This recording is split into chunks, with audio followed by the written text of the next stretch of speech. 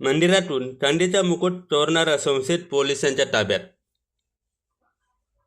Nashik road Maldhakka road परिसरात असलेल्या मारुती मंदिरातून 50,000 रुपये किमतीचा चांदीचा मुकुट चोरून नेणाऱ्या संशयित आरोपीला नाशिक रोड पोलिसांनी अटक करून त्याच्या ताब्यातून चोरलेला मुकुट हस्तगत केला। माननीय पोलीस आयुक्त श्री संदीप कर्णिकसो तसेच माननीय पोलीस उपायुक्त परिमंडळ 2 श्री किशोर काळे यांनी नाशिक रोड पोलीस स्टेशन हद्दीतील रेकॉर्डवरील ज्या क्रिमिनल्स आहेत आरोपी त्यांचं वेळोवेळी चेकिंग करून त्यांच्या हालचालीवर लक्ष ठेवण्याबाबत गुन्हे शोध पथक यांना आदेशित केलेले होते।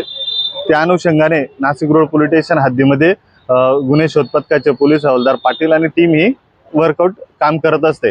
त्या दरम्यान मध्ये नाशिक रोड पोलीस स्टेशनला दिनांक 4/11/2025 रोजी रोड या ठिकाणी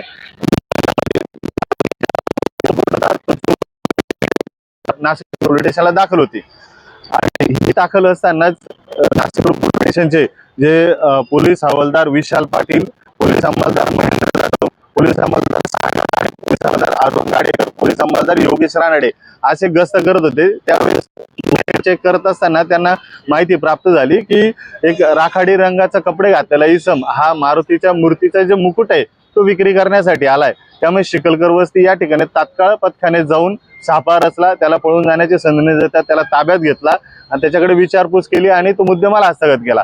त्यावेळेस लक्षात आलं की नाशिक रोड पोलीस स्टेशन कडील जो मारुतीच्या मूर्तीचा मुकुट हा चांदीचा मुकुट चोरीला गेला होता तो त्यांनी हस्तगत केलेला। येण्याप्रमाणे त्या संदर्भात पुढील तपास पोलीस हवालदार विशाल पाटील हे करत आहे। नमूद गुन्हा एकूण मुद्देमाल जवळपास 50,000 रुपये किमतीचा अंदाजे 280 ग्रॅम वजनाचा चांदीचा मुकुट हा नाशिक रोड पोलीस स्टेशनच्या डीबी टीमने हस्तगत केलेला आहे। सदरची कारवाई नाशिक रोड पोलीस स्टेशनचे वरिष्ठ पोलीस निरीक्षक श्री जितेंद्र सपकाळ व पोलीस निरीक्षक बडेसाहेब नायकोडे यांच्या मार्गदर्शनात पूर्ण करण्यात आली आहे। AMP चॅनलला सबस्क्राईब करा